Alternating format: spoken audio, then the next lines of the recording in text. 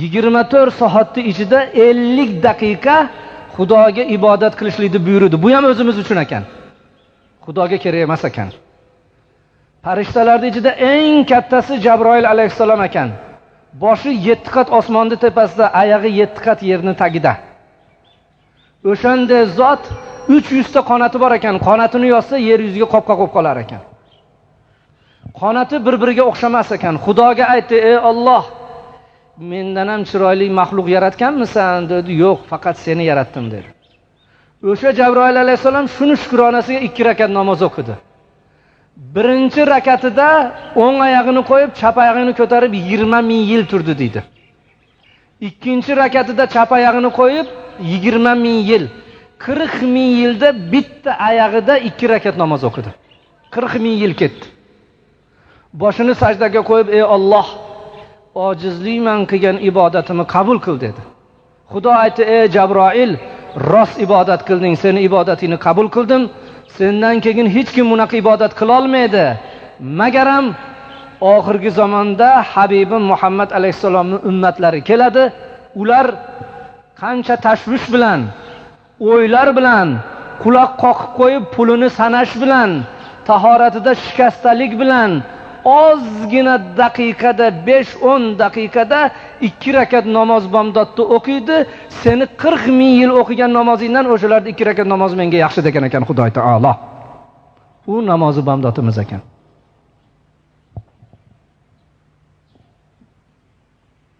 Jabroil alayhisalom: "Hep Parvardigor, 40 ming yilda o'qigan bo'lsam, ular ozgina daqiqada bola chaqasini o'ylab turib o'qigan namozi qandagam ulug' bo'lsin" deganda, "Sen o'zingni ixtiyoriyman o'qiyapsan, ular meni buyrug'imni bajaradi" degan ekan. O'shuning uchun ulardagi ko'p degan ekan. Bir o'ylash kerak. Qarang. Minha xalaqnakum va fiha nu'idukum va minha nukhrijukum taratan ukhra. Turpaqdan yaratgan bo'lsa, yana turpaqqa olib borib qo'yadigan bo'lsa, borishimiz ham Xudoga bo'lsa, Xudo o'zi yaratdi, o'lganimizni ham Xudoga ro'par bo'lsak, oyoq qo'limizni baylaydi, jag'imizni tag'adi, qabrga qo'yadi, kerak bo'lsa ustidan g'ishtni terib, o'zimizni o'g'limiz ham mahkamlab, billayotgan xotinimiz bir kun yota olmaydi yanimizda. O'g'limiz 1 soat turmaydi, savol-javob bo'lguncha o'tirib turay ham demaydi-da. O'shanda tanho qop-qora go'rda ham siz bilan biz Xudo bilan bo'lib qolamiz. Xudoni o'ziga boramiz. Shu Xudoga ibodat qilmagandan qo'rqish kerak-da. Shu Xudoga namoz o'qimagandan qo'rqish kerak. Xudoning nazdida eng yomon odam benamoz odam ekanda. Eng yomon odam benamoz odam. Hamma aytadi, ishim yurishmayapti. Qayerga borsam ekan, hechga borma. Boshingni aylantirib Farxonga borib nima qilasan? Xudoni o'ziga yalinovur ishingni yurishtiradigan o'zi. Kasal olsa, tezda chilyosin qilar, masjidga pul olib borib ber. Voy, kasal olmasdan turib ta'arraf ilallohi fir-rahoi, ya'rifka fish-shiddati. Kasal olmay turib Xudoni o'ziga uchrab qo'yganingda Xudo labbay der edi. Bir odam sayohatga chiqqan ekan. Unga bir mo'ysafid she'ri bo'pti. Ertamandan kechgacha yurishib, kechqurun bir daraxt tagiga kelib charchab, endi yotaman deganda hali mo'ysafid qadam bosib qochibdi. Birodar, ertamandan beri billamiz. Endi qoraydi, kechqurun bo'ldi, bir billa yotmaymizmi desa, sen meni tanimading debdi hali mo'ysafid.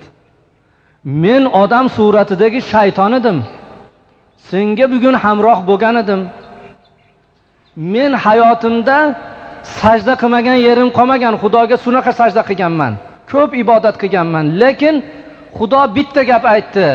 Odamga sajda qilgin dedi. Bir marta shu odamga sajda qilmaganligim uchun umr bo'yi qilgan ibodatimni hammasini hayf qilib Xudo taolo dargohidan quvlab tashadi. Sen bir kunda 5 marta Xudoning gapini qilmayapsan. Bomdodda o'qimading, peshin, asr, shom, xuftonda o'qimay yotibsan. Endi seni tepangga bir balo kelib qolsa, men ham she'ri go'may deb shayton ham qochib ketgan ekan. Haligi benamozdan.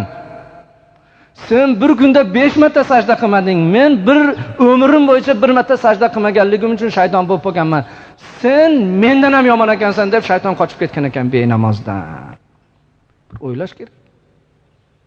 Shuning uchun qaysi inson kechqurun yotishi bilan Azroil alayhissalom lashkarini jo'ratar ekan, tezda borib jonini olib kelgin. Bu bugun ibodat qilmadi, namozni xuftonda o'qimay yotdi. Shuni ibodat qilmaganligi uchun, xufton o'qimaganligi uchun tezda qabzroq qilib kelgin der ekan. Shunda Jabroil alayhissalom ham o'zini lashkarini jo'ratib, "Yo, rahm qilinglar, hozir o'qiydi" deb u jonini olaman deb turar ekan. Bu hozir o'qiydi deb tong ottirib yurar ekan. Qo'rqish kerak. Payg'ambarimiz Muhammad Mustafa sallallohu alayhi va sallam ko'chada ketayotganda bir alomon keldi. Alomonni oldida bir tuya keldi. Tuya tilga keldi. Al-amon ya Rasululloh dedi. "Ya Rasululloh, meni saqlab qoling" dedi. Tuya tilga kirdi. Orqasidan hali odamlar yetib keldi. Nima gap dedi? Odamlar aytdi: "Biz bu tuyani sotib olganmiz. Yuk tashiymiz, suv tashiymiz, xizmat qildiramiz. Bizni xizmatimizni qilmay qochib kelyapti" degan ekan. Rasululloh tuyadan so'radi: "Bular seni pulga sotib olgan ekan, shularda xizmatkarisan. Nima uchun sen bularning ichidan qochib kelyapsan?" deganda, "Yo Rasululloh, bular turgan qishloq qavmlari namozni xuftonda o'qimay yotadi. O'shalar namozni xuftonda o'qimaganligi uchun kechasi balo kelib qolsa, baloda qolib ketmay deb qochib kelyapman. Agar bular sizlarga va'da qilsa, xuftonda o'qib yotamiz desa, ene borib xizmatini qilaman" degan ekan. Tuya jonivora. Benamoz sabablik hayvonlarga ham zarar kelishi mumkin ekan, xonadondagi hayvonlarga zarar kelib qolishligi mumkin ekan. Qarangda. Bir vaqtda bir qabrda azob bo'layotgan ekan. Ulug' zotlar nima bo'ldi ekan deganda tushida ma'lum bo'lgan ekan. O'sha qabrni tepasiga bir qush kelib qo'ngan ekan. O'sha qush kelib qo'nganligi uchun qabrda azob bo'layotgan ekan. So'rashdi, nima uchun qush kelib qo'nsa-yu bu azob bo'ladi desa, u qush qabrga qo'nishdan avval bir benamozda xonadoniga qo'ngan ekan. O'shani kasofatidan bu qabrga azob bo'layotgan ekan. Bir ajoyib shu benamozlar haqida kitob bor edi. Shu kitobda bir narsani yozgan. Qo'rqasiz. Benamoz bir luqmani olib og'ziga soladi. Solayotganda haligi luqma tilga kirar ekan. "Ey benamoz, sen meni yemasang bo'lar edi. Sen meni yeb gunoh ishlarga sarf bo'lasan, seni mabodo badaningga men jaylanib najosat bo'lib tushmasdan badaningga go'sht bo'lib qolsam, seni azobingga men ham sherik bo'laman" der ekan. Seni o'rniga bitta namozxon yeb, namoz o'qib, roza tutib ibodat qilsa, o'shanga men ham hissam qo'shilib qolardi, quvvat olardim der ekan. Endi benamoz uydan safarga, bozorga bu yoqqa chiqib ketayotganda devor bosgan yer aytar ekan: "Hey benamoz, qaytib shu xonadonga kelmagin. Sendan biz zerikdik" der ekan. Yer aytar ekan: "Shu bizni bosmaganingda bo'lar edi" deb turar ekan. Kiyimlar aytar ekan: "Agar bizga Xudo jon berganda, sendan biz qochib ketar edik. Shu benamozga biz avrat bo'lmas edik, bekinib turmas edik" der ekan. Benamoz o'lsa, yuvayotgan suv ham aytar ekan: "Isrof seni tepangga bizni qo'yyapti-da. Namozxonni tepasiga qo'yganda yaxshi edi" der ekan. Kafan aytar ekan: "Eskina, senga o'ramaganda bo'lardi, qabrdagi azoblarga biz ham sherik bo'lib qolamiz" der ekan. Haligi joni yo'q, surib ham dod deb turar ekanda, "Shu benamozga meni o'ramanglar. Qabrda azob bo'lsa, shu men sherik bo'laman" der ekan. Endi qabrga olib qo'yganda qabr dod der ekan. Ko'rganmiz, 2 soat qabrga olib kira olmaganlarni ko'rganmiz. 2 soat qabrga kirgiz olmagan. Qabr dod der ekan. Shuni o'rniga bitta namozxonni olib kelinglar. Shu benamozni qo'ysanglar, u azob bo'lsa, biz ham shunga sherik bo'lamiz. Yanidagi qabrdagilar ham, murdalar ham dod deb turar ekan. Bitta benamoz qo'shni o'lyapti-da bizga deb dod deb turar ekan. Shuning uchun Sofi Alloh pirimiz aytadilar: "Benamozni yuvmangiz, eltib lahatga qo'ymangiz, chanqasa suv bermangiz, anqa bo'lsin benamoz" deydi. Namoz o'qimagandan keyin uni nima qilasan? Yuv deyapti. Ovora qilib. Uni qabrga olib borib ham nima qilasan? deydi. Eng achinarli holat Juda achinarli holat. Er namoz o'qisa, ayol namoz o'qimasa, yo ayol o'qisa, er o'qimasa, ko'rpada bitta hayvonman yotgandek bo'lar ekan, Xudo saqlasin.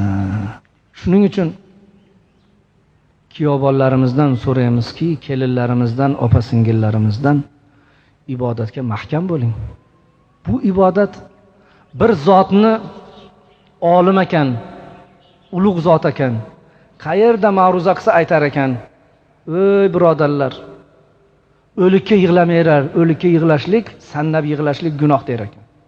Tasodif o'zini 16 ga kirgan farzandi vafot qildi-da. Katta chorsini baylab dod deyotgan ekan. Xalq ta'sir o'likka yig'lamang derdi, nima yig'layapsiz desa, o'g'limi o'lganiga yig'lamayapman. Sajda qilmay o'tib ketib qoldi, shunga yig'layapman degan ekan. Boshi sajdaga tegmay o'tib ketdi, shunga yig'layapman.